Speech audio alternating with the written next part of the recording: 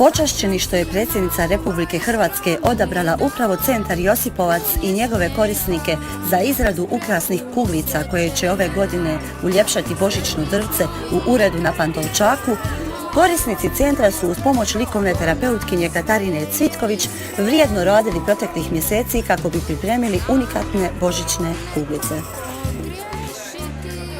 Jutros je tako priređeno svečano kićenje božićnog drvca i prezentacija više od 100 ukrasnih kuglica koje narednih dana putuju avionom za Zagreb.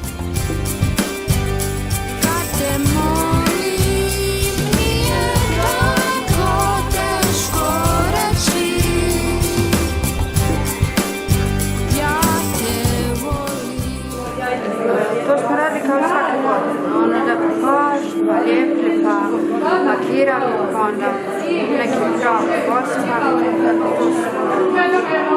Jer voliš to praviti? Volim. Zašto?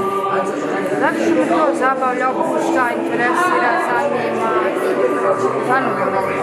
Prekrasno, stvarno su predivni. Ja mislim da će predsjednica biti presudna. A ja se isto nadam da će raznježiti.